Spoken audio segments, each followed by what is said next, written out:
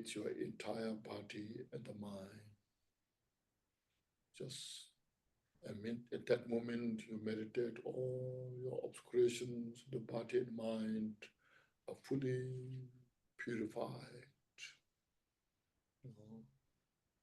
And then you meditate yourself dissolve into emptiness. And we meditate there for a while. So please do this meditation.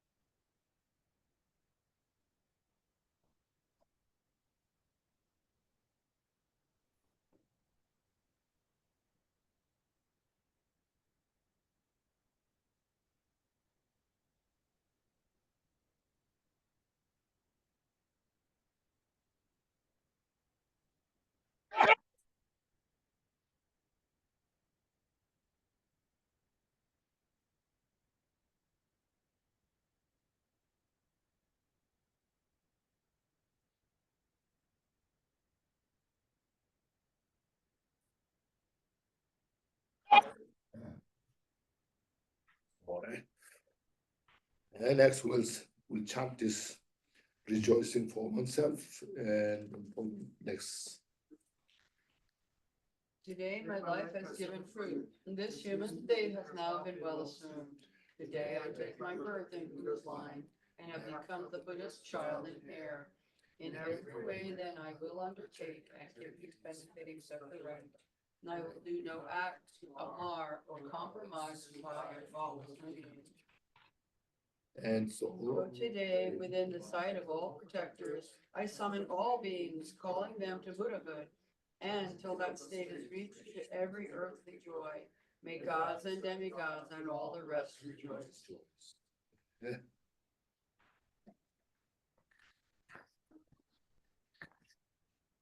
So this practice you can do now every day in the morning and also in the evening, anytime you get chance.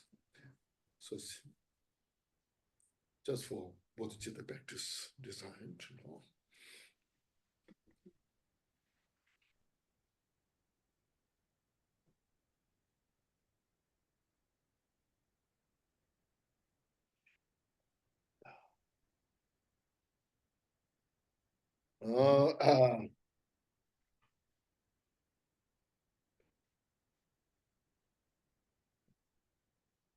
Yeah, yesterday we went through this taking the Bodhisattva's vow, which means first we cultivated the aspiration bodhicitta and the taking the action Bodhisattva's vow. That, see, you should see this.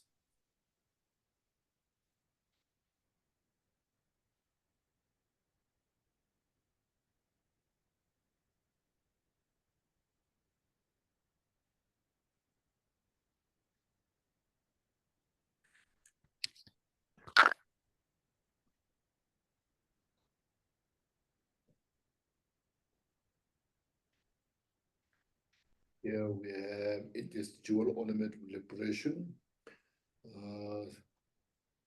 What we have is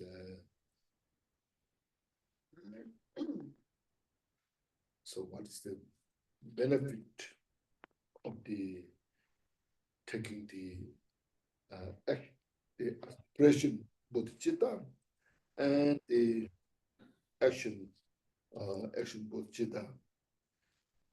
Here, if I read here, so the beneficial effects, cultivating bodhicitta has two types of beneficial effects, countable and uncountable. The first, the countable, has two subdivisions: the beneficial effects of cultivating aspiration bodhicitta and the beneficial effects of the cultivating action bodhicitta. The first one, the beneficial effects of cultivating aspiration bodhicitta. This is 8 subdivisions. By just cultivating, so I will attain Buddhahood for the benefit of all sentient beings. When you sincerely cultivated that mind is a universal mind. The mind desire to achieve completely pure nature of the mind, being pure to oneself and being pure to others. So because of that, the start our life to how to free from samsara is just a beginning of the how to free from samsara. So that the first one is said, entering into the Mayana family. So you now, what is Mayana? The great vehicle path. So you are following into the great vehicle path. Means great vehicle which can carry and as such a courageous mind in your mind to help other sentient beings, which will describe here step by step.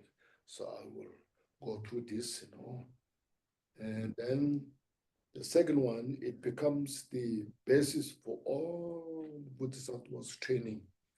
As soon as when you cultivate this mind for the enlightenment, for the benefit of all sentient beings, then it becomes a foundation to study, practice all the Buddha's teaching to free from samsara. And all the evil deeds will be uprooted. And then next, unsurpassable enlightenment becomes the rooted. One will obtain limitless merit. All the Buddhas would be pleased. One becomes useful to all sentient beings, and one quickly attains perfect enlightenment. So if I go through this briefly, the benefits of these all is the explanation. The first, if one has not cultivated the supreme bodhicitta, the mind which desire to benefit all sentient beings by attaining the Buddhahood, so he or she is not counted as a part of the Mayana family, even though he or she may have excellent behaviors. See, such a precious. See. Now, if you ask, what's the demarcation between within the Buddhist teaching? Within the Buddhist teaching, what's the demarcation between Mahayana and Theravada? Bodhicitta. So Bodhicitta. As soon as you cultivate Bodhicitta, now you become the Mahayana practitioner. So, if one has not entered the Mahayana family, one cannot be achieved Buddhahood first. And then, but one who has cultivated the supreme bodhicitta, one enters into the Mahayana path. The Bodhisattva's Bhumi says, the Bodhisattva's Bhumi was written by Asanka. So immediately after cultivating the mind, means aspiration bodhicitta mind, one enters into the Mahayana, the unsurpassed enlightenment. So that's why if we have cultivated bodhicitta, then one becomes the bodhisattva, which belongs to Mahayana family. Okay. Now the second, if one does not have the desire to achieve Buddhahood, which is called the mind of the aspiration bodhicitta, there's no basis on which to develop the three moralities. The three moralities is, Sudimnabasum. See, Sudimnabasum is the abstaining from all the obscurations, and then studying, practicing the Bodhisattva's path, and benefiting other sentient beings. These are three moralities.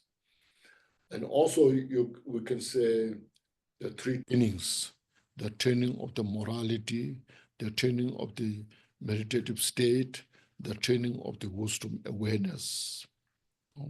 There's no basis if one doesn't have the bodhicitta. When one have cultivated the aspiration bodhicitta, then that becomes the basis of the training of all the Mahayana practices. Okay? Which constitutes the Bodhisattva's trainings when one has the desire to attain Buddhahood. These three moralities are developed and maintained.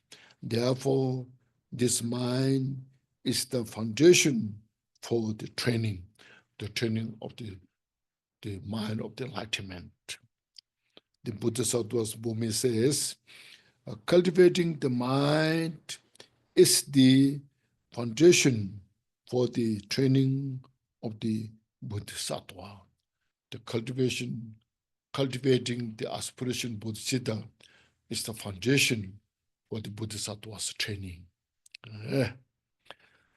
Then the third, the antidote of evil deed is virtue. Evil deeds, non-virtues, antidote is virtue. And Bodhicitta is the supreme among all virtues. There are so many virtuous practices, doing prostrations, chanting mantras, visualizing deities, enlightened deities, and practicing shamatha. There are so many, but within all this, the Bodhicitta is the supreme virtue. Okay. Therefore, when there is an antidote, its nature is to exhaust its opposite. So all the non-virtues. So when we have that, when we have the what's it called, the method. When we have the method, the bodhicitta within us, then it's natural. It's the nature. This non-virtues will disappears by itself. Like when the sun rises, then darkness disappears by itself. So that. And next, was first of all, yes.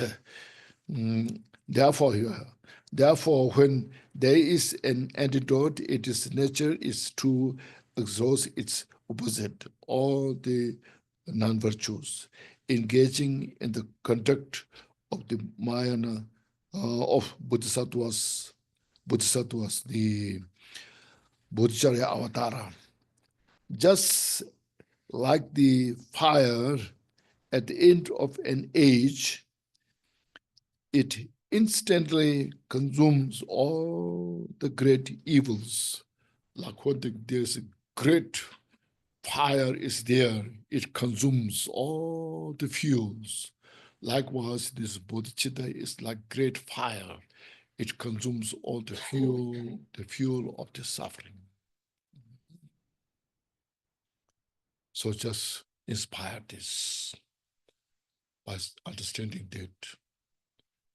Because bodhicitta practice is based on loving kindness, compassion. Look at that. As yesterday we went through, when there is loving kindness in the mind, a pervasive loving kindness to all the sentient beings, we look at our mind is so peaceful. Nothing bothers.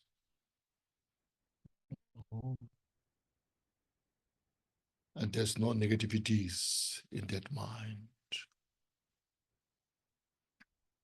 And then at the same time, when there's compassion, all the negative thoughts are just taken care of, purified. With that, when we practice bodhicitta, sincerely desire to free all sentient beings from samsara, attain the Buddhahood. So it purifies all the obscurations And next, the mind continuum of sentient beings is, sentient beings is like the ground. Means the mind which have cultivated aspiration bodhicitta is the ground. When soaked, when that is soaked by the water of the loving kindness, compassion, soaked with the moisture of loving kindness and compassion, if the seed of the mind of enlightenment is planted, that moistened, gentle, ground is now is totally fertilized, and they plant the seed of the bodhicitta. See, when seed of the bodhicitta is planted, the 37 branches of enlightenment will grow, which is there's 5 noble paths. The fruit of perfect Buddhahood ripens, and all the peace and happiness for sentient beings arise. Therefore, when bodhicitta is cultivated, Buddhahood is rooted. You see, that having said that, once we root it, then we always be mindful of this practice. Not forgetting bodhicitta, always preserve the bodhicitta in your heart. Cherish. It's like such a jewel. The Bodhisattva's Bhumi says, cultivating the mind as mind is the root of perfect, complete, unsurpassable enlightenment. Okay. And the next, accumulation of limitless merit is explained in the Householder Belgian Request Sutra. Means when you cultivated the aspiration bodhicitta, then such great merits are just accumulates by itself. The merit of bodhicitta, if they had the visible form which entirely fill all space, there would still be more.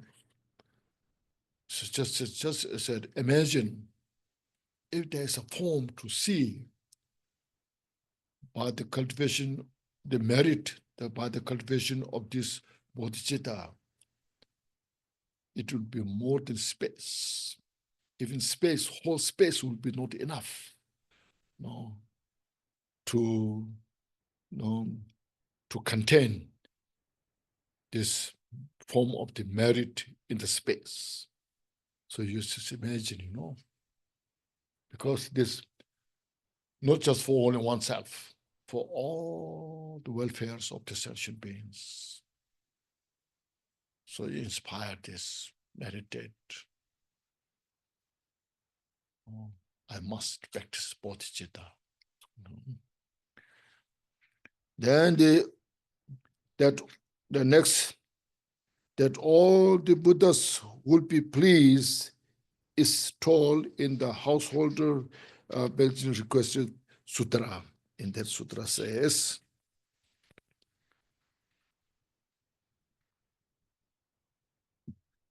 and now what's a good quotations here.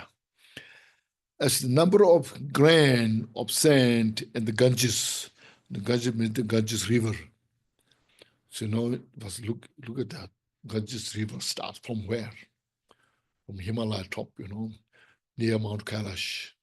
And then from there it goes all the Rishi. Have you been to Rishikesh? You have. So Rishikesh is Uttarakhand, way upper part of Lucknow there. Then from there, all the North India goes down to Benares. I'm sure you have heard of Benares. It's famous of this Ganges River. From Banaras, it goes to the Calcutta.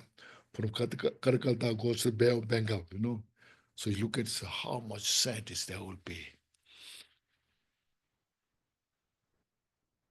So even one handful of sand, how many dust of the sand will be there? Countless, isn't it? So you just imagine that kind of great merits we can accumulate. You see. So Buddha will tell not lie, okay? Sometimes it's maybe a little exaggerated. Maybe this is maybe too much. Yeah, one time Buddha was speaking to a group of people there. And the one old man, very poor man, offered like a lunch to Buddha. So Buddha, with such a great pure mind, accepted his offering because he was so sincere. The offering was not that much, It's also not so good quality, but his pure mind, just with high respect and offered to the Buddha. And Buddha seeing that his mind is so pure, with a strong devotion, and that become a cause to accumulate such a great merit, so much, because that man was feeling, so I'm in such a kind of this poor condition, physically weak, and also materially so poor, all this, but still I got this great opportunity to make this offering to Buddha, So when Buddha explained about all the merit that he gathered, there's some monks next to Buddha. He's thinking, this is too much. Just one, handful of making offering to Buddha, how much they can, accumulate. And Buddha at that moment just, notice this monk's doubt, his thought, doubt. So Buddha shows his tongue, fresh, red, long tongue, very short tongue to this monk. Have you seen anybody who has this kind of tongue telling the lie?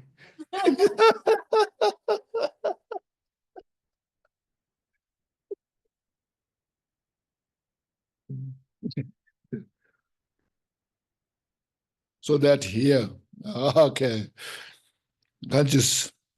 So on the Buddha field of all the Buddhas, if one person entirely filled them with a jewel and made this offering to all the well-gone ones, means all the Buddhas of the past, present, futures, yet it would be a much superior offering when a person holds his hand together and cultivate bodhicitta, and this offering is beyond limitation. See, if one individual, entirely filled precious jewels, priceless jewels, entirely filled in the wall, make offering to Buddha, how much it will accumulate merit. Now, cultivating bodhicitta, just join the hand, focusing to Buddha and Bodhisattvas. I will attain Buddhahood for the benefit of all sentient beings. So that merit, virtue, is much greater than any of this. And Buddhas will be pleased about this. Buddha will be not pleased by offering all the jewels in the world, but Buddha will be pleased by just cultivating bodhicitta to, to attain Buddhahood for the benefit of all sentient beings. Because you see, bodhicitta is the absolute method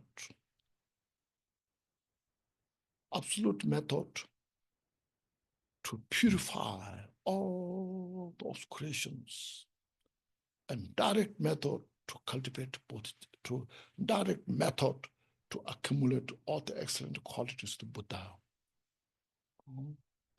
So Buddha's concern is for the benefit of sentient beings. Not so much concern how I become rich, how I become famous. Buddha is not worrying about that. May I become famous or may I become rich, But Buddha is concerning, he's going around how to benefit sentient beings, how to help other sentient beings. I think I told this story here before. Some may have heard of this. At the time of Buddha, there was a young mother. She gave birth a child, a baby, few days, and the baby died. And she could not accept this because she loves her baby so much. It's more than her life. When baby died, now I cannot accept this. How should I handle this? Maybe there's a way. There's some great masters who has great power, such a great power who can bring the life back. She was thinking about this. She was thinking so much, what to do. So then she was going to great famous masters, different places, asking, requesting, please bring back the life of my child, because I cannot accept. So nobody could do it. Then she heard of Buddha. So there was called Buddha nowadays, very famous, who has great ability to do anything, So she rushed to see Buddha at the end.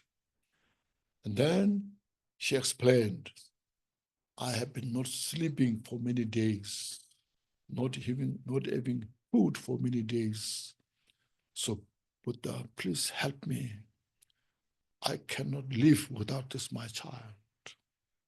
So what you can do, please. So then Buddha looked at her, you see. Now baby is died. What to do? But she's suffering so much now. She's the one need the help now. So what I can do? So you see, at that moment, you see, Buddha thought to help her. Buddha said, you go around this small village, house to house, try to get a handful of grain from any house that nobody died. Okay. As soon as Buddha told that, she was so excited. I'm sure there must be some houses that nobody died. Then she went round requesting, to get a handful of grain. And all that whole day she went to all the houses. She couldn't find any house that nobody died. All people that she talked to, how they know the people, everybody talking about feeling of sadness, losing their family. Some say they died, their parents, grandparents, their relatives, their child, their baby, like those. So after hearing all those, she felt a little lighter. It's not only me. Everybody dies. And as I miss my baby, everybody, they miss their families. Oh, it's not only me. Oh, she felt so lighter. But then she came back to Buddha. She said that I couldn't find any house that nobody died. So then Buddha said, you see, so you have to accept it. The way you accept is you accept with compassion to all those people who are suffering. As you do, I understand your suffering. No. This is everybody's life. So she felt so much better. She could accept. From then she could eat, she could sleep. No. And then she asked Buddha, I have a long way to go. Can I follow you? Please give more teachings on this. And Buddha said, yes. No. I'm ready to help anybody. See? So from that she practiced impermanence. Every phenomena which composites a nature of impermanence, changing. And we have to accept this. Buddha said, one day, when you are born, you will die one day. But we're not sure when you will die, young or old. No. But you will die. Some die very young, like as your baby. Some die when they're getting old, but they die anyway. So you have to accept it. You have to practice Dharma. You have to understand your own mind. You have to look at your mind where your suffering is. No. You have released attachment to your baby. Release attachment. When you release the attachment, you feel much better. Because how much it attached to your baby doesn't help. No, baby's gone.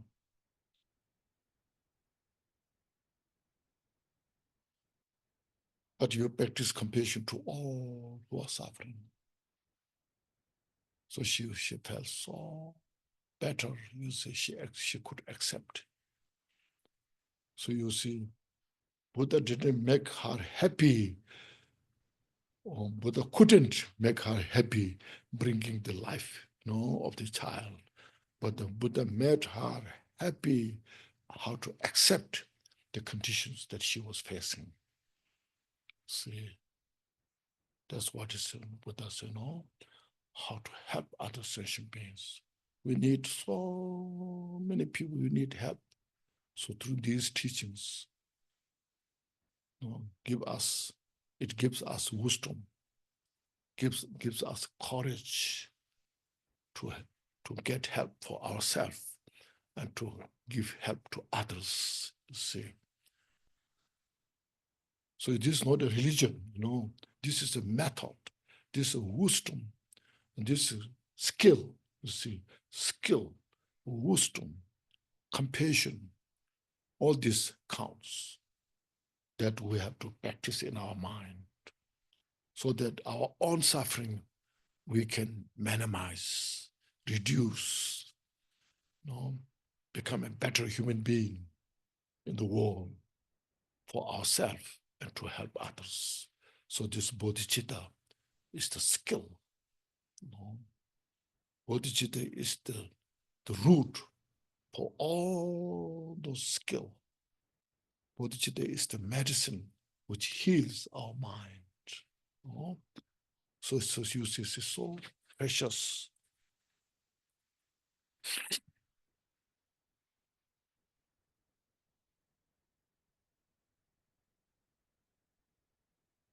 So you see this. So when you cultivate this bodhicitta, it's the best offering to Buddha. Okay. Next, becoming useful to all sentient beings is mentioned in planting the noble stock sutras. It is like a foundation for usefulness to the whole world. See, when you cultivate bodhicitta, by this bodhicitta practice, may I be useful to all others. May my body, may my mind, may my speech be useful to all others. Like the earth, we look at the earth. Earth is useful. Without the earth, we cannot maintain. The earth has no discrimination. You are rich or poor. You are famous or not famous. Earth is foundation to all sentient beings who have this body.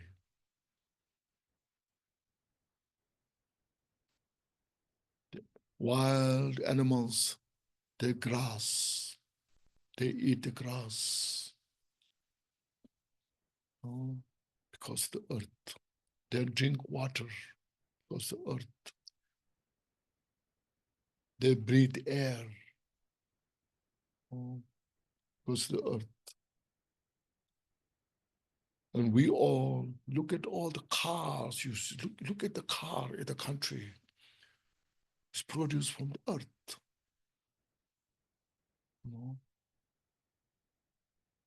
Well, we're just taking advantage of the earth, but the earth is just providing all. That's what we want. So, be like earth, be useful to all the sentient beings. Such a precious mind. You know? This first we get the idea, understanding. Then we have to train ourselves. It's not easy. No, it's not easy. What I mean is our negative mind is not easy. Our just, deeply rooted, the dualistic mind is not easy to get rid of. Our ego, grasping to ego, is not easy to get rid of. But if we practice this way, we train this way, step by step, every day, while we are making mistake, and we acknowledge our mistake and purify step by step, and we get all the benefit. See, as I mentioned, this is not a religious training. It's the training of the mind to become useful for oneself to others.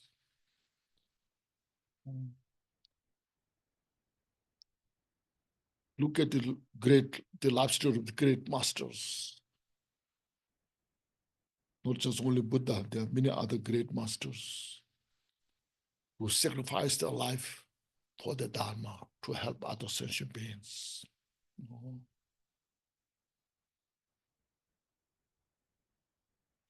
Okay.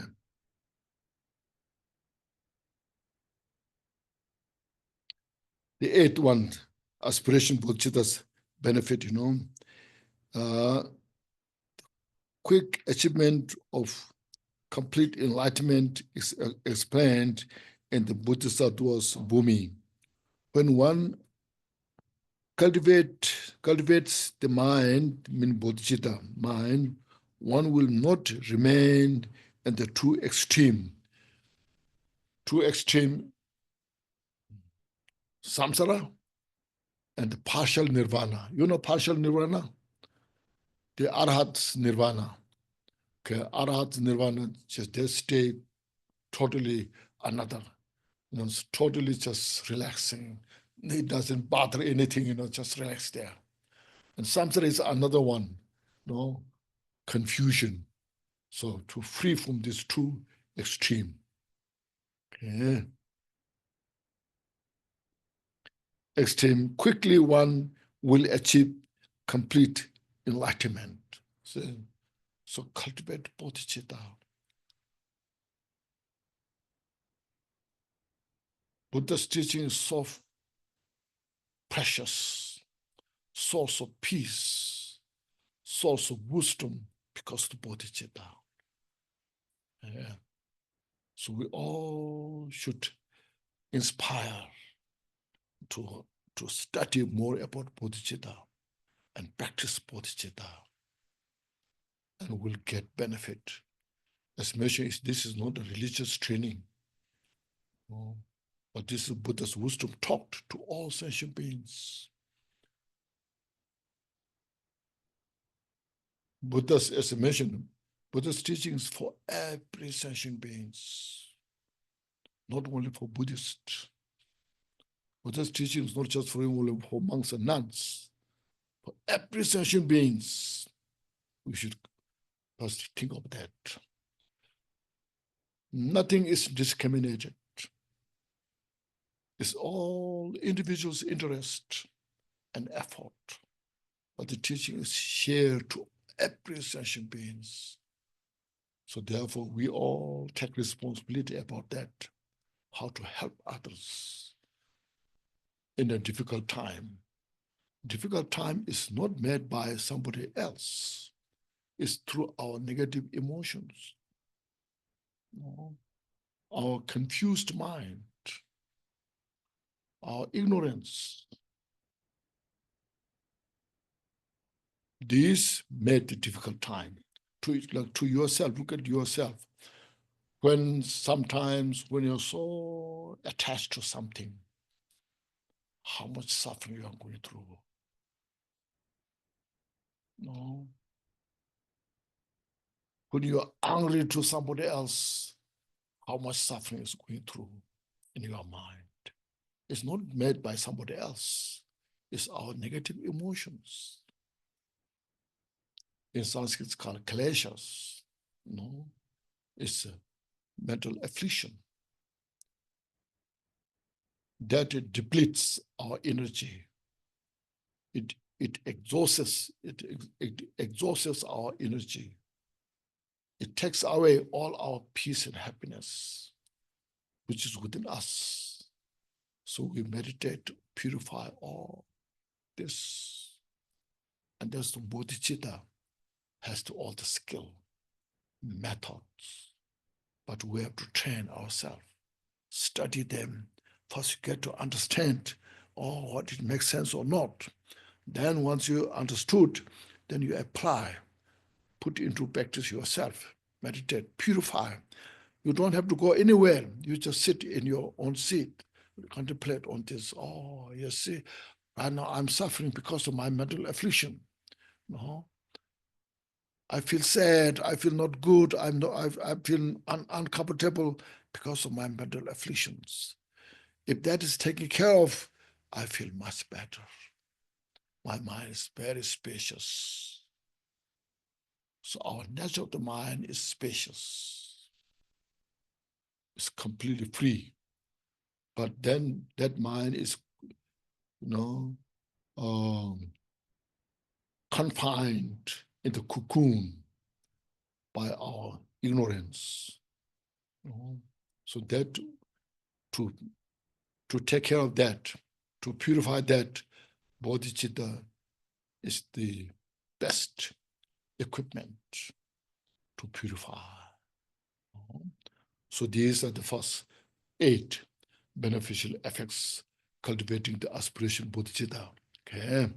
Then next is that beneficial effects of cultivating action bodhicitta. There are 10 benefits of cultivating action bodhicitta. That what are those 10? Say, in addition to the earlier 8, the 8 just I explained. So those included in the practice of the action bodhicitta as well. then there's more too. There are one's own benefit arises continuously, and the second one, benefit for others arises in various ways.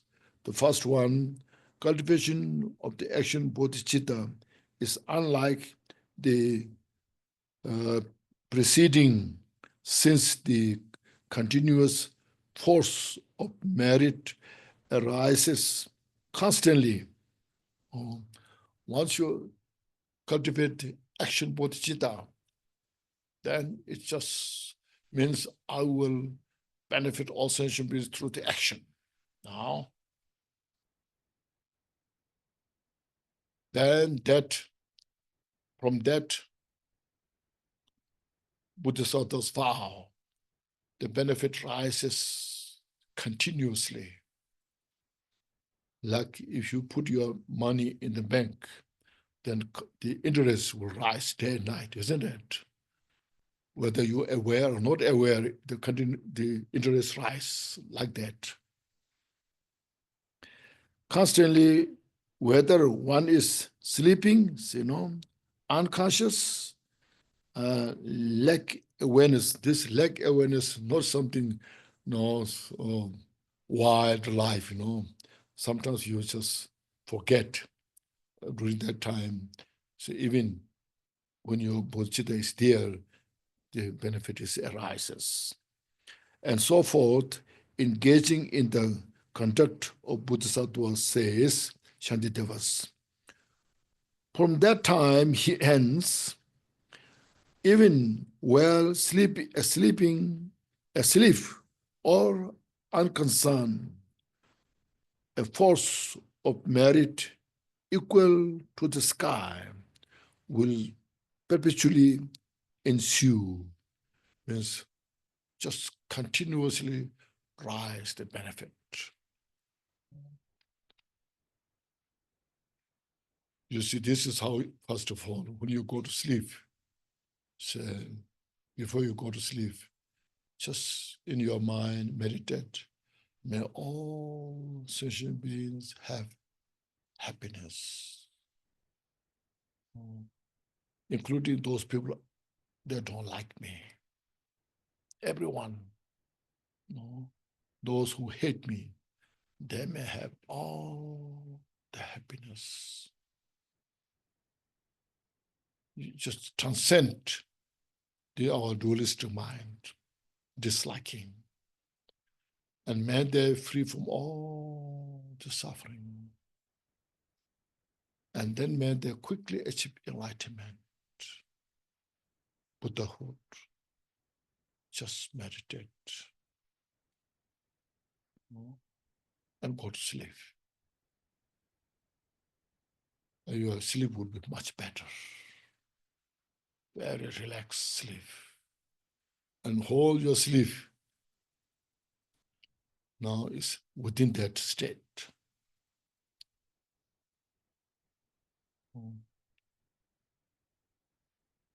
And possibly there's also good dream as well,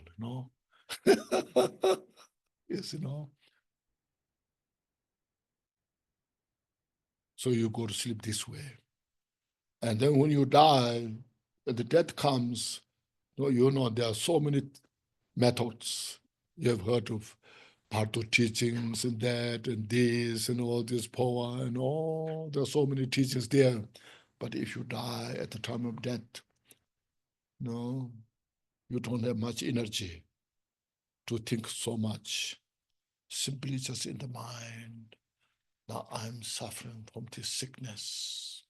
I'm dying.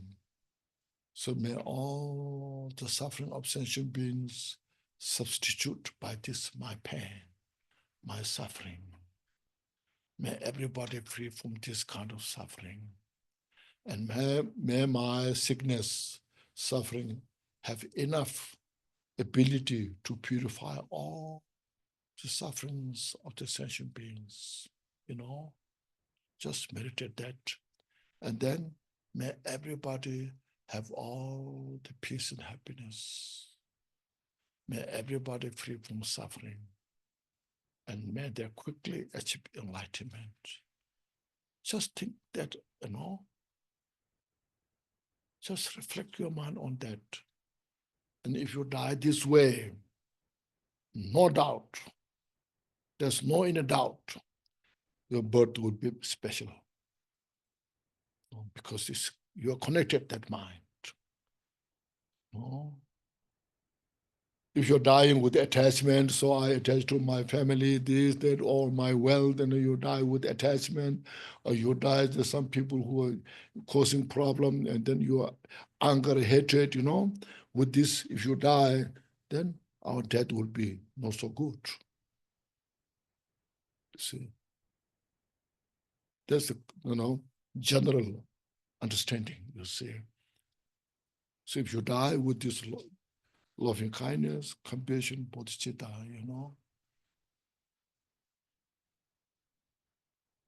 So living day-to-day life is the best way to live. And when you go to sleep, this is the best way to go to sleep. And if you die best way to die.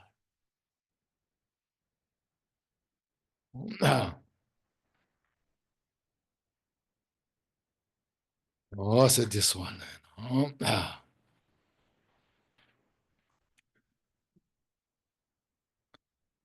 And it's the second one, that benefit for others variously arises, means that this suffering of all sentient beings is dispelled. They are established in the happiness, and the afflicting emotion are cut. Engaging in the conduct of the Bodhisattva says, for those who are deprived of happiness and burdened with many sorrows, it satisfies them with all joys, dispel all the suffering, and clear away confusions. Where is there a comparable virtue? Where is there even such a spiritual friend? Where is there, where's there merit similar to this? So, so when you have this bodhicitta mind, that's your best friend. You can help others without any reservation. You help others without expectation. You just help whatever you can freely. You share wisdom to others freely. And you just meditate on this.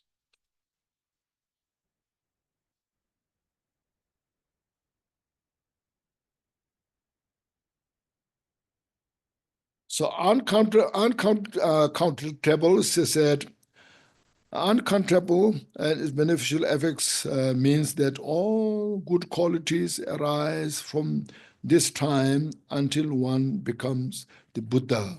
So they are uncountable.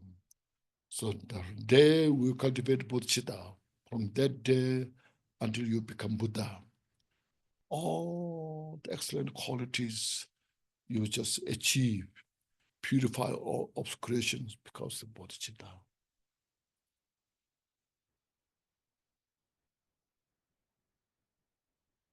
It makes sense?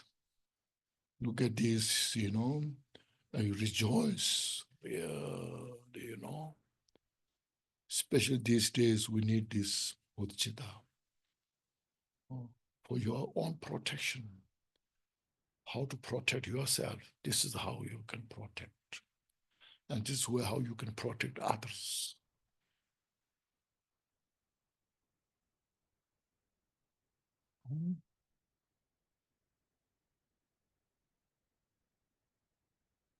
Then next, we need to learn also the training of there's some, just, you can read this book,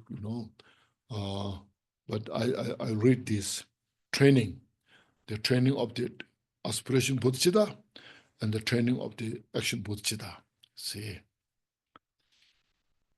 First, the training of the aspiration bodhicitta. There's a summary. No. So, not forsaking beings from one's heart is one. And so once you cultivated the bodhicitta, aspiration bodhicitta, so never give up anybody from your heart. That's sometimes not so easy. But we have to try our best. That's why we have the prayer here. You look at this prayer. Just we read this morning, saying,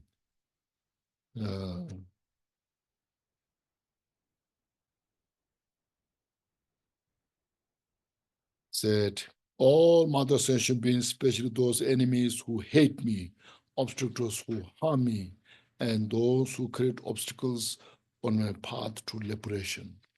That one, you see.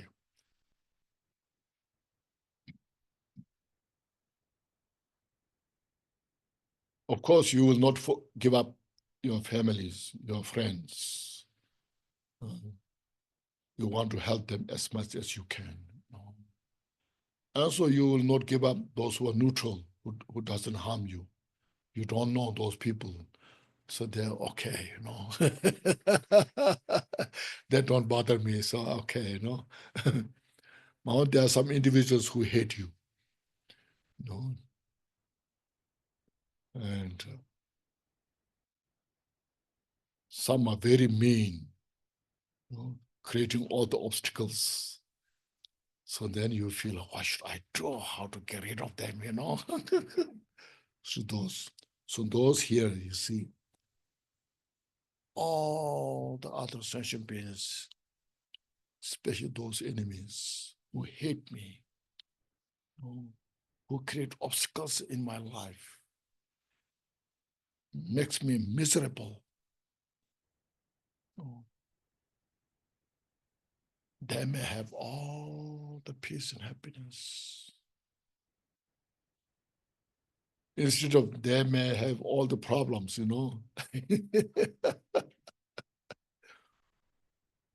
They may free from these kind of obstacles. You just meditate that, see. Otherwise, in our regular life, tit for tat, like this, So, when they're going through a lot of suffering, obstacles, so they deserve that, Instead of that, they're also like me. I want peace and happiness. I want to free from suffering. They want peace and happiness. They don't want suffering. It's like me, But as yesterday I mentioned, they are deluded through the mental afflictions. They want to be a good person. Just look at the world. Nobody wants to be a bad person. No. Everybody wants to be a good person. Everybody wants to be respected. But then through their mental afflictions, mental delusions, they don't allow to be a good person. The mental afflictions torture them. So we meditate. They are doing this because they are tortured by their mental afflictions. They are suffering. They have the cause of suffering. Meditate on this. In our gross mind, these are sometimes more effective than your practice of emptiness, If you say, oh, they're empty, there's just manifestation of emptiness, all this. You can, intellectually, you can do that. But in your mind itself, you cannot empty them, They are real in your mind, they are really, they're after me. You know, they make me miserable. I cannot forgive them. You know, for those kind of conditions, like this kind of practice is so good. They are deluded. They are under the control of these all mental afflictions, ego, no, anger, malicious thought, attachment. So they are enslaved by these negative thoughts. So they are suffering terribly. Oh, then you just breathe yourself. May they free from this kind of suffering. Oh. Just in your mind, just meditate. I'm not saying you should go there help, you know. They may not accept your help, you know. So it's okay, don't bother, you know. But where you are staying, you know, in your cushion, on your chair, it's just meditate, may they free from their suffering, mental delusions. You meditate on that. When you could meditate that, instead of they get benefit, you are the one who get all the benefit. As soon as when you could practice this in your mind feels so relaxed. See, there we call forgiveness. You know, we have that. This same thing, but forgiveness with this reason, with this wisdom, with this support, with this. Then we meditate on this,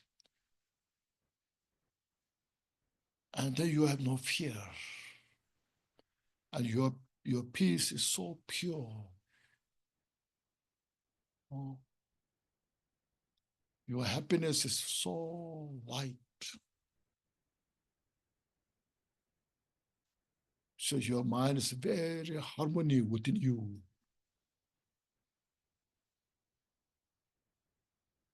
That's the Bodhicitta practice. You know?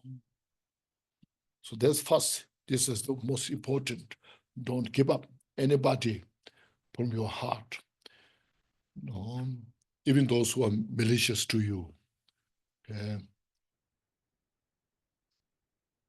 Then all the rest, others you can practice without much problem. You know, let's say here, recollecting the beneficial effects of the mind, as I read, you know, and gathering two accumulations that we did, the 7 branch practices, you know, and then practicing the enlightened mind repeatedly. This bodhicitta mind just bring in your heart repeatedly again and again and reinforce practice. And then the last one, accepting the 4 virtues and rejecting the 4 non-virtues, which are explained here very clearly, precisely described here. So those you can practice. So these 5 comprise the training in the aspiration bodhicitta. Okay. And then the action bodhicitta practice, there is called these 6 paramitas, you know, practice of generosity, moral ethics, patience, perseverance, meditative concentration, and discriminating wisdoms. These are 6 comprise the training in action bodhicitta. So those you can read in this book describes so clearly, not too much, but just right amount, but complete way, you know. Then you can extend more and more this. So these are the practice of the bodhicitta. So now, doing this from yesterday, today, so I try to explain you about the practice of bodhicitta means, for our own benefit, so that we can purify our own suffering so much and the suffering of others as well. Do you have any questions? Yes. meditation. Yes. It gives three categories. Yes. The first one is the enemies. Yes. The second one is obstructors. Obstructors, yes. The third one is create obstacles. Yes. Are there three different categories of, do they fall into? No, there are so many, you know. So many, there are so many you can name, you know. But these three you can put together all. You know?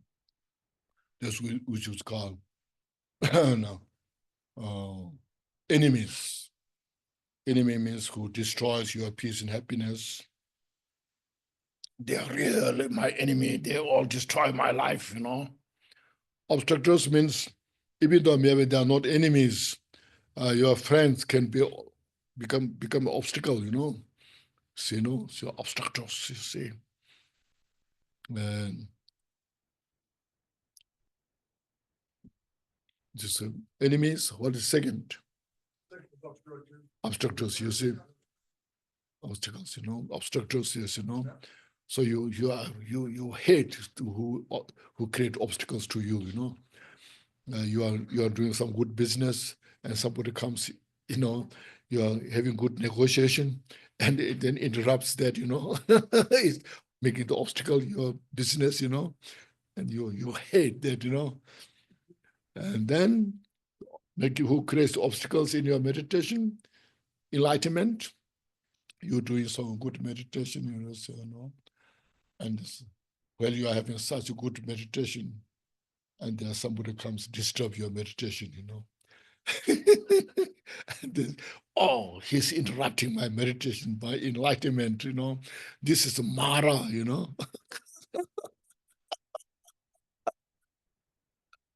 So all those you practice this, you know, loving kindness, compassion, bodhicitta. Khenpo Senda gave a teaching, and he described the third category as people that we attachment, like our family and our friends, can be an obstacle to our enlightenment. That's also you can use that as well. But for example, Buddha, when he was meditating on the way to enlightenment, you know, you have studied that. Then Lord of Maras came with weapons, you know, throwing all these mountains, rocks, all the like spears, all the throwing, you know. You can send missiles, you know. Yeah, you know. So Buddha was, instead of being angry with those individuals, you know, he was totally in the state of the loving kindness. It's called non-referential loving kindness. You heard of that? See, he was in the non-referential loving kindness, totally dominated with that meditation. Oh, weapons then become flowers. You see?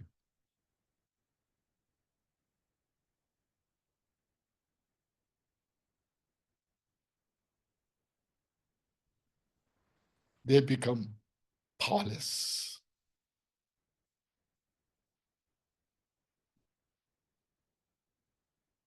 And you can also read Milarepa's life story as mentioned, you know. When Milarepa was meditating, there so many obstacles came, you know. Sometimes they're throwing rocks on Milarepa, you know. Like millions of the army coming to disturb him, you know. So then he gives song, give the teachings. He said, drink my water of my loving kindness. Drink the water of my compassion. You know? Still they're coming, you know. coming after Milarepa.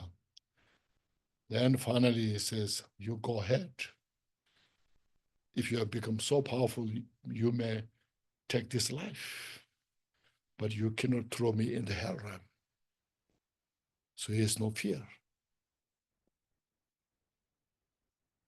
And they become powerless.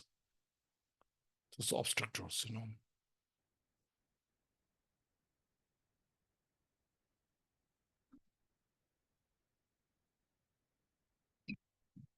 Question about the four immeasurables. Yes.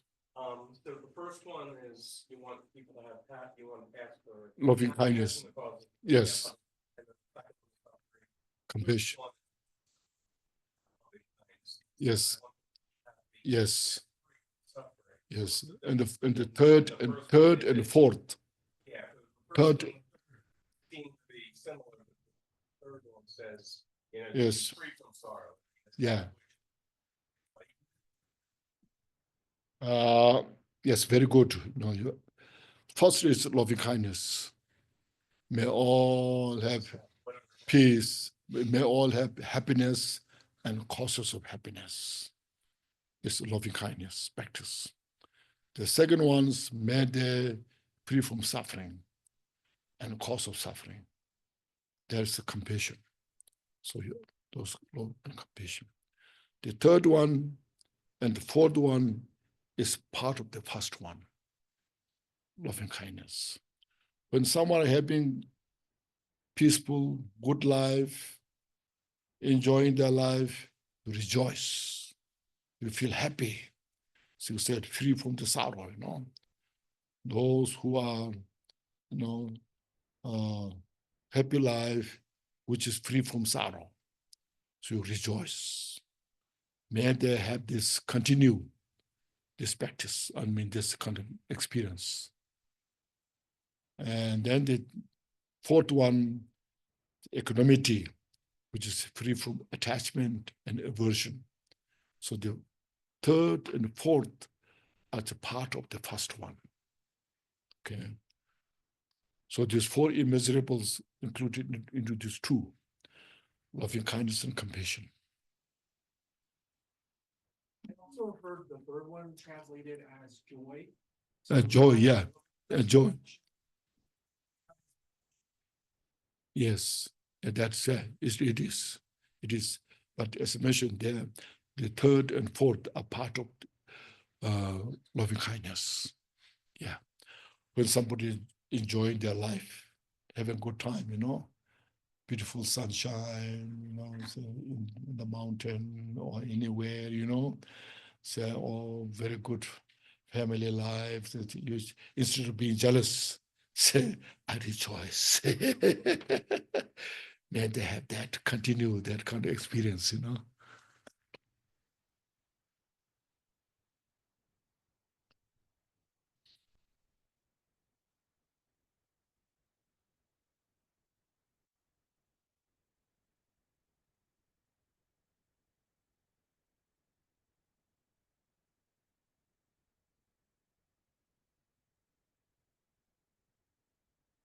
The Buddha had turned weapons into flowers. Mm-hmm. Is it that?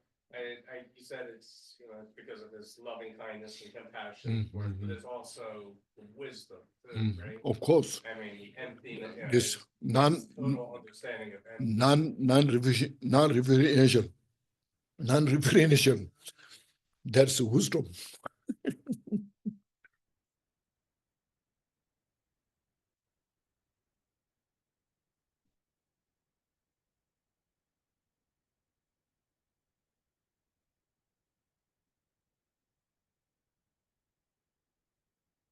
Yes. On the third one, the appreciative joy. Yeah. One of the reasons, one of the interpretations that I've heard was appreciative joy. And one of the things that I think of is may they rejoice in the good fortune and well-being of others. Yes. And may I do that as well. That's your action, no? So your wish and your action.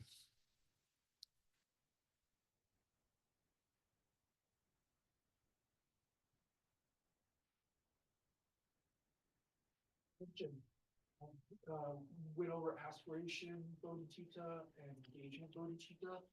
Are both of them still within relative bodhicitta? Yes, yes, yes. Yeah.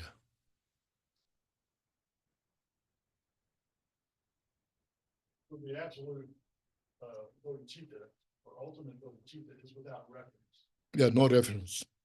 As we did this morning. Dissolve all Buddha dissolve into you. You dissolve into emptiness, meditating there. That's the action, this ultimate bodhicitta. That's how you practice.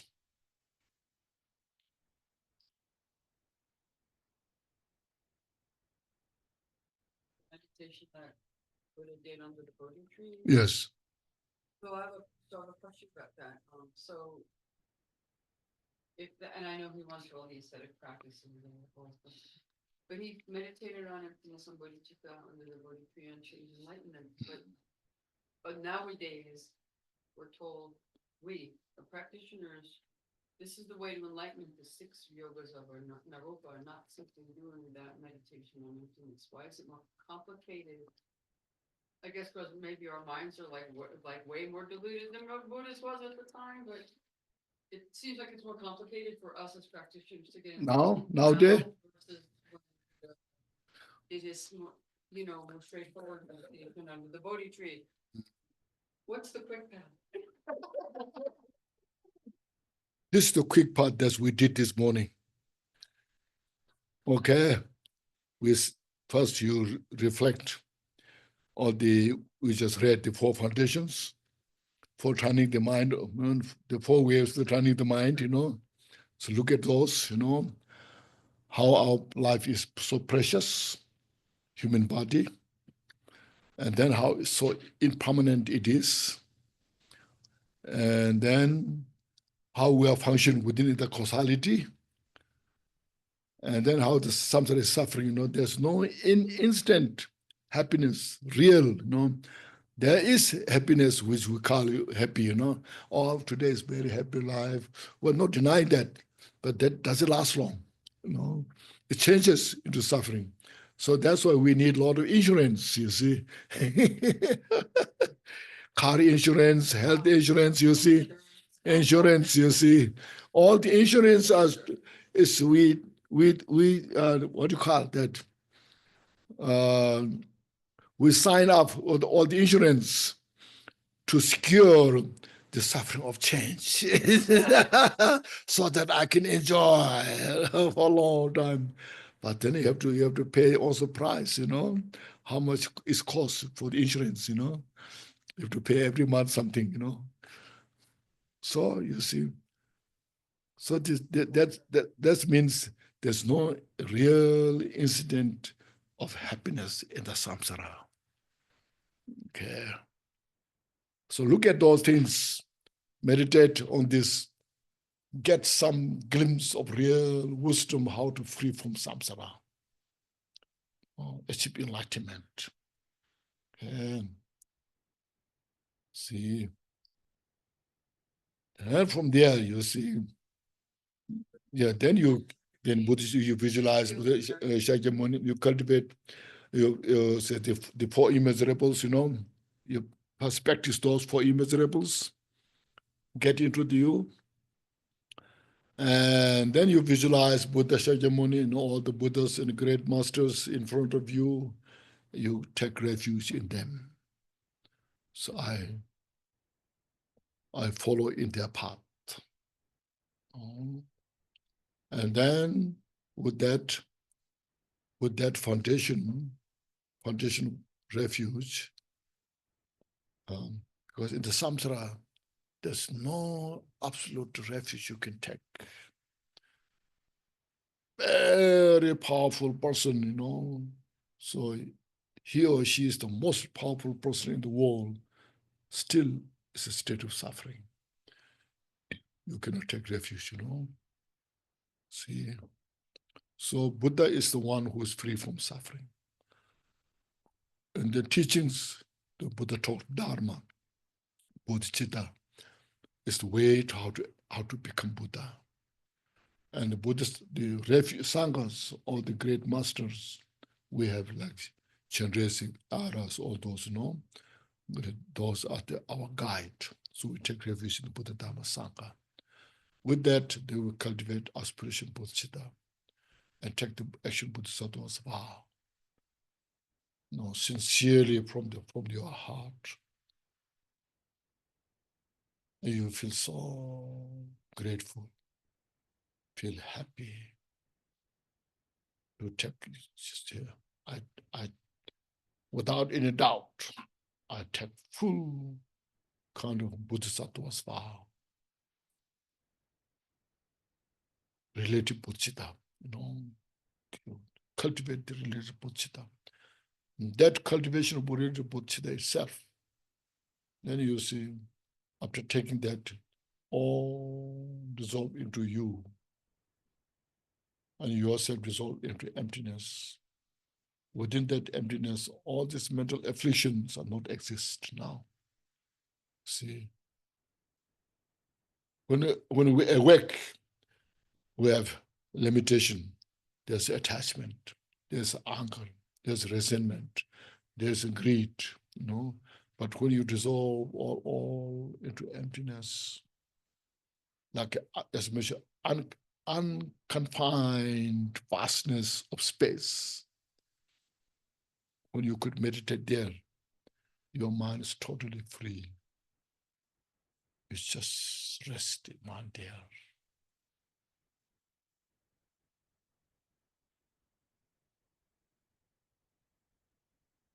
So that's how you start. That's your nature of the mind, actually, It's not something you are creating. It's not creating. It's called as it is. It is your mind, uncontrived mind, unfabricated mind. Okay.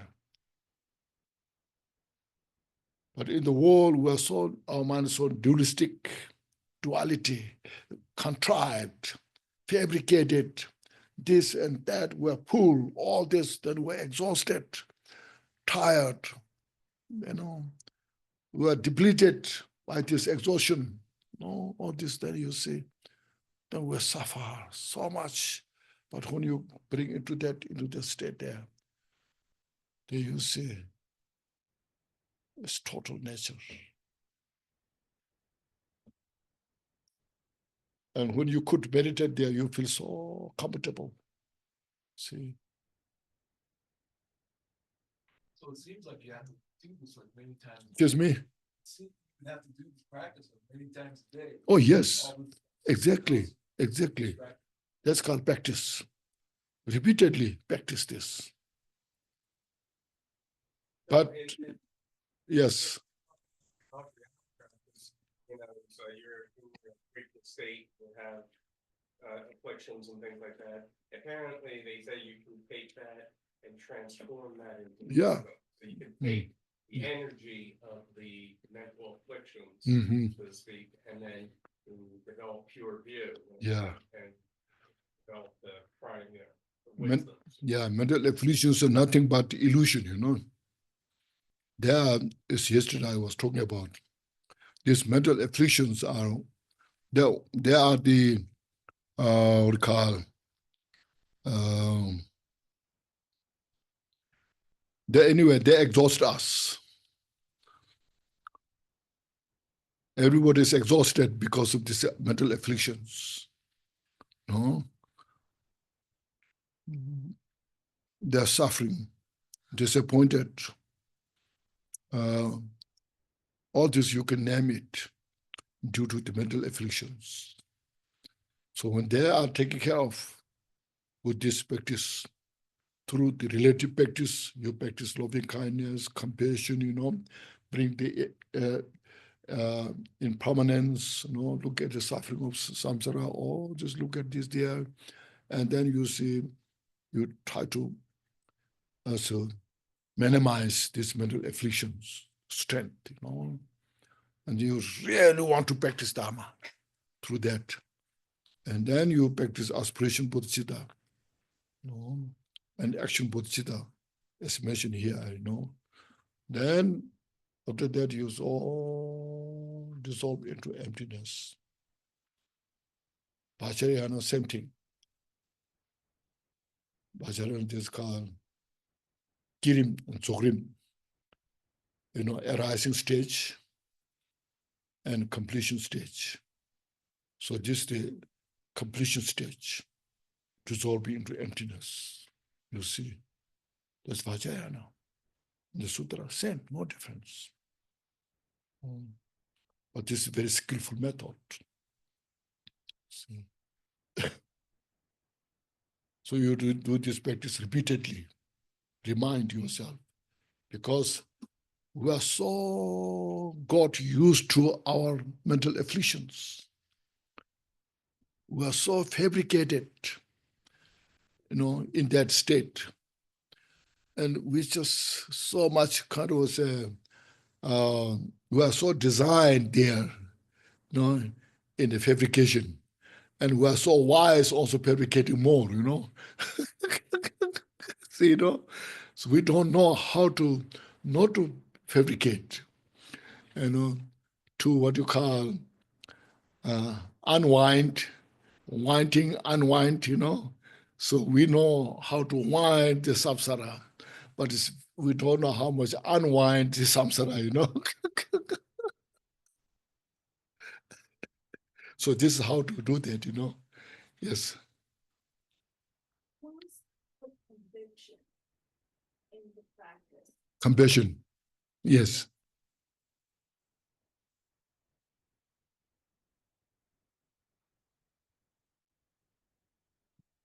Yes. How to rest?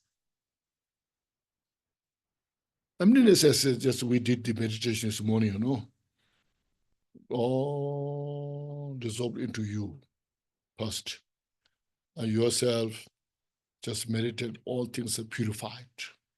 When Buddha dissolved into you, you meditate, all the obscurations are purified, you see.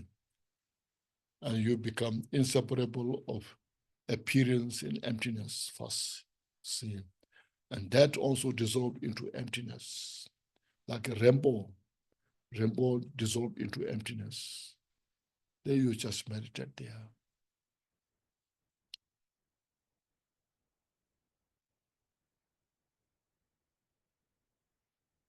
And then that becomes the estimation, unconfined vastness. Like the total space. And it's not like a dull space, it's like a very clear space. Yeah, very clear. This sometimes you have heard of. Yeah, the clarity and then Exactly. it's not just like, oh, No, not dull. It's not dull. It's no afflictions. Your mind is so peaceful, clear, precise, It's called effulgence. Effulgence?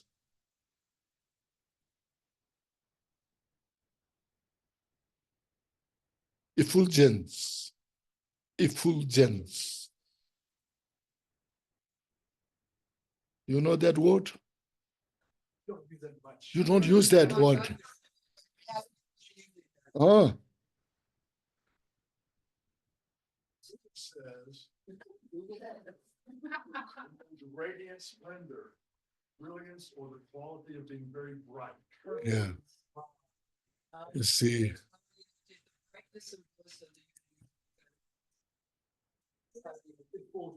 Yeah, effulgence.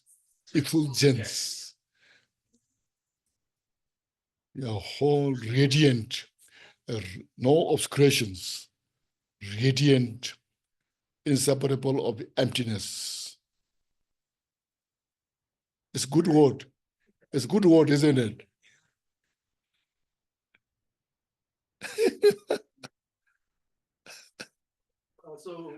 Earlier we did that emptiness meditation, right? Yes. And then, so during that meditation, then thoughts come up like, oh, hey, I think of a friend. And like, oh, how's that friend going? And then, oh, I think I hear something. Like, oh, there's a sound. Yeah. Like, oh, how long have we been meditating?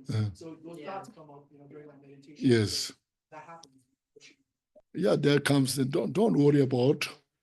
It just comes and goes. Comes, goes. Don't hold on. Don't grasping. Yeah. Anything can manifest from the mind. Anything manifests, but let it come and go.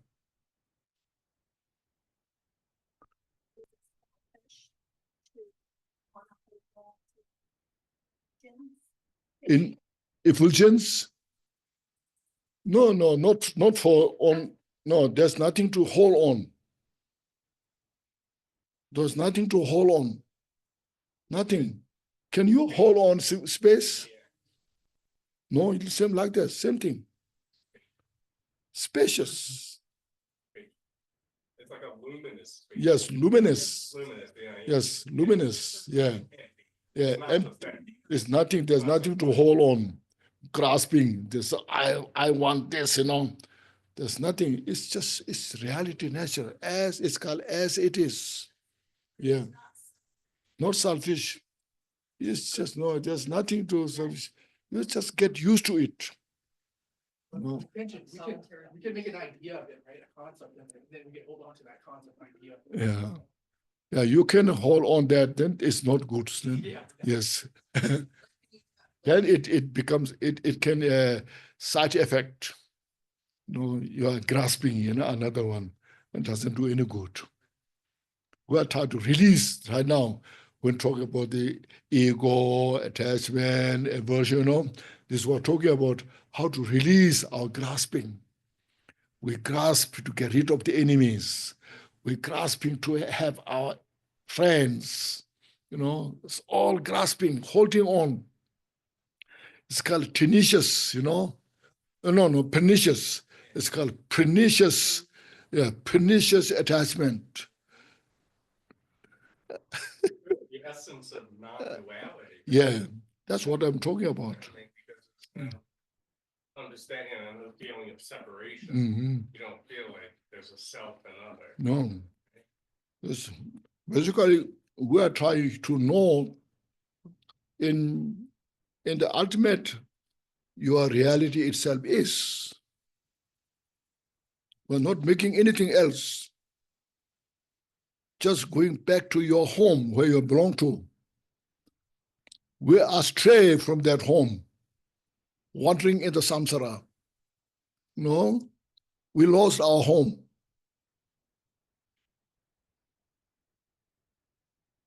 So when you dissolve all into you see, all the enlightened beings, billions of enlightened beings, all dissolve into you. And yourself dissolve into emptiness. You see? Effulgence. That's your home. Feel at home, but don't be attached. Yeah, there's nothing to attach to. But it exists. Huh? But it exists. It's, we can say exist or not exist, Doesn't- Yes, doesn't matter. So it seems like with our conversation, we're using very dualistic language. Yes. Yeah. Yeah. It's All our conversations are dualistic. This, when you come to the real point, you have heard of inexpressible. Have you heard of that? Yes. You see, inexpressible, you see. When you do really good meditation, then it comes there. You cannot express.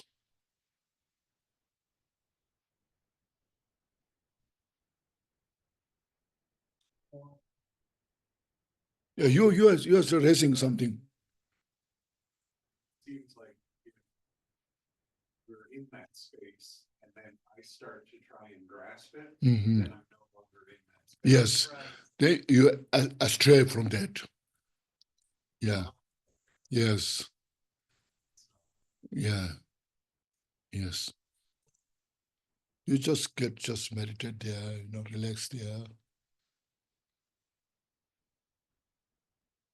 Oh, yeah, let no to come. There this light is there. It's just there. We just need to. The light is more like it. Yeah. Yes, yes. Yeah. Does our practice of bodhicitta and loving kindness, does it have any effect on others? Oh, Does it have any effect on other people? effects, yeah. First, you get the effect. Once you got the effect, then you can affect others. Yeah.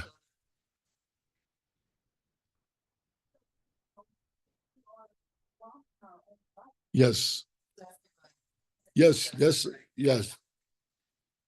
You have everything in you, all the resources. But that is under the adventitious, adventitious jungle. The Khenchen Rinpoche always says that there's no difference between Buddhas and sentient beings. That realization. Yeah.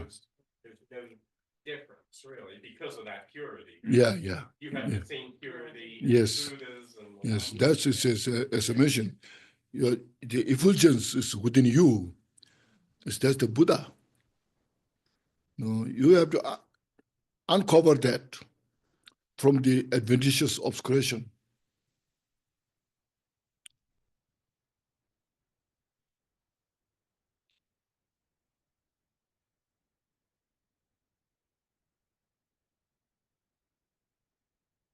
This is the Buddha's teaching, It's not a Buddhism.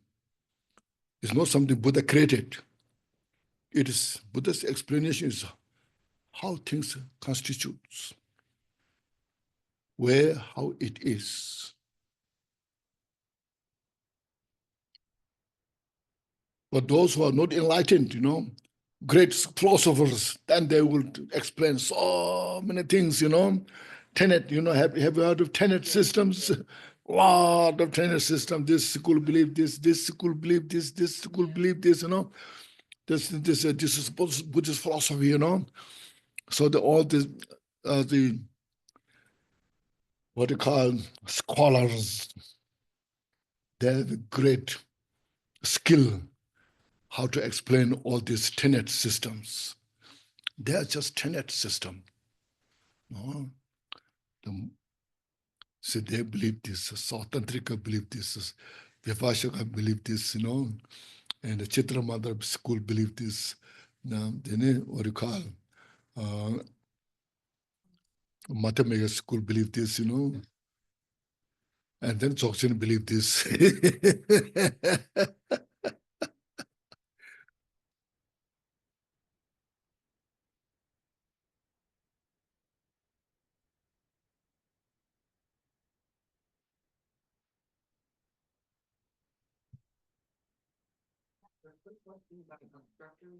Oh. Obstructors, yeah. Not our enemies that are disturbing our meditation. It's our puppy or I have a new cat that decided to adopt me, our family, whatever, trying to meditate, whatever. But like in my case, I'm seeing things like, taking care of my yard, taking care of my house. I'm seeing that as obstructors. Yes, the obstructors. I see those things as helpers in my practice so that I don't view them as a burden. Yeah. What is your advice on that? And I'm sure I'm not the only person in this room who has that problem. Especially when you have a big house. That's me. Yeah.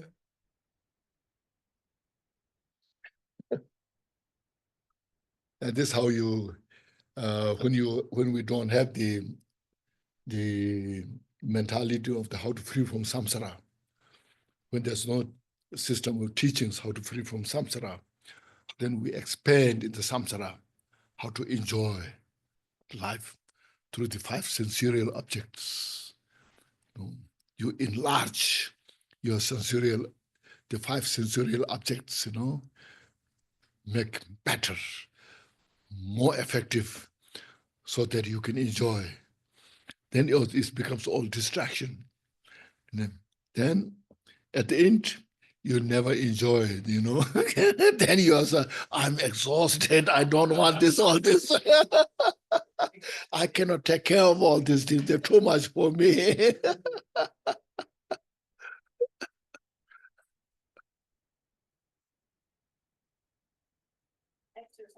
of garden. Oh, yeah, you can. Yes, you can do that.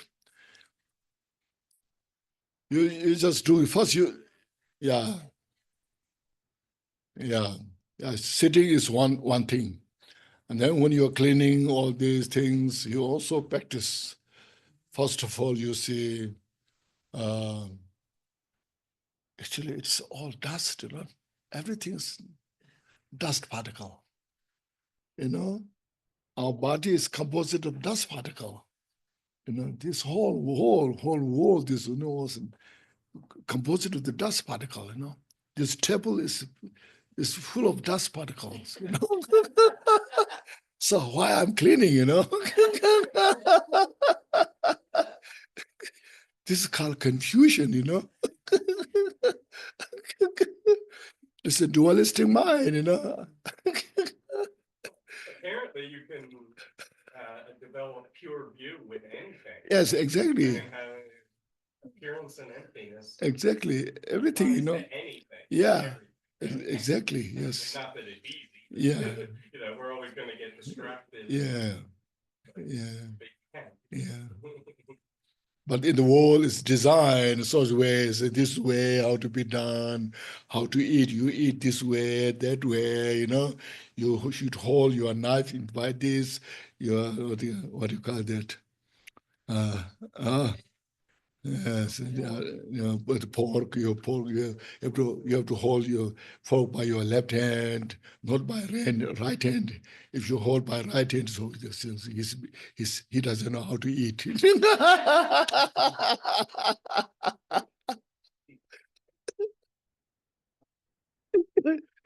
and and chopsticks, yes, you know. Oh, this you see. When you know Dharma so well, you know, I mean, practice for millennia, everything in the world is doing is amusement, you know.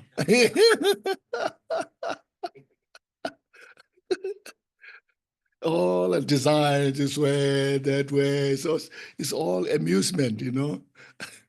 It's a child game. It's a play of the mind. It's a child's game, you know.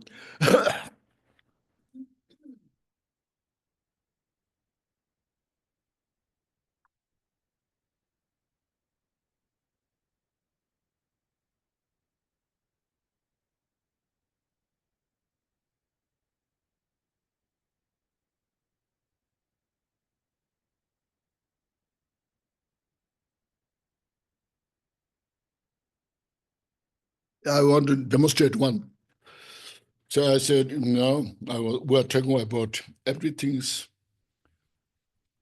cause depends on many causes, conditions. Nothing is independent. All are dependent each other. You know? Our whole body is dust particle. From that dust particle, if the one dust particle is missing, body cannot function. It's all illusory nature. You look at this, you know. So something like this, the sound, that's a physical thing. The sound also, you see, you make the sound here. You hear the sound. Now, how the sound is composed. It depends so many things. It's just all from here to here, all the dust particles. And even the bell is here. And without this, which hits, you know, cannot make the noise. Even this is here, you know, you're holding the hand. If you don't hold the hand, you cannot make sound. If you are holding there, it doesn't make sound. You have to move this hand. Then this makes this sound. The sound is where? Now you ask, is here, or here, or here, or in the finger, or where? You know, look at it. It's just an illusion. Then you hear the sound where it exists. Subtle, it's a subtle. You hear the sound, but it's here or here, where? See, it's a sound goes, or waves of sound goes. But actually where, you just look at it carefully. It's just like an echo. It's just, it's called inseparable of emptiness and sound, or sound and emptiness. You cannot find something substantial. Sound is this. It's illusory nature. It's an echo. The nature itself is emptiness. You see, it's the reality nature. Now, when you meditate more, if you have good meditation, as we were talking about the effulgence, then you see this, you can see more precise, more subtle nature. Then you see, oh, it's just an echo. There's nothing real. It's just illusory nature. We're not making illusion, but it functions as illusion. Many causes condition. If one is missing, cannot make the sound. That's called interdependent, interconnected. That interdependent nature itself is nothing but emptiness. So interdependent and emptiness has no separation. So just look at this yourself. Now you can find the amazing of the whole phenomena. Then there you understand what Buddha is about.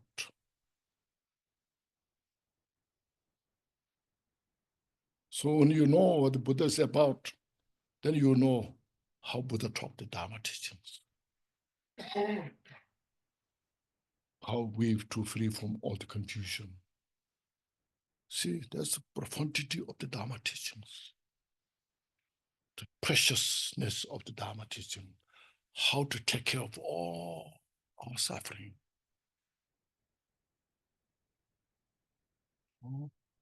So you can develop such a strong devotion to Buddha. Not because I'm a Buddhist, but because how Buddha functions, how Buddha taught the teachings.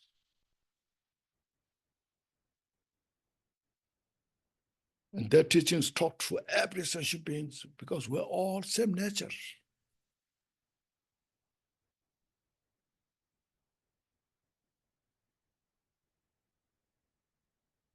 Make sense? Yeah, so you keep these things in your mind and dedicate the rest of your life to practice bodhicitta, and you will make a difference. And you feel very comfortable, you know, as a practitioner. So I feel so fortunate. I'm very fortunate, you know, to practice Dharma. And you respect all sentient beings. Everyone, doesn't matter what they believe, what they do, respect. Because everybody desire for peace and happiness. Nobody desire to the suffering. No, it's just no. So you don't alienate anybody, but you appreciate yourself, how you got the opportunity.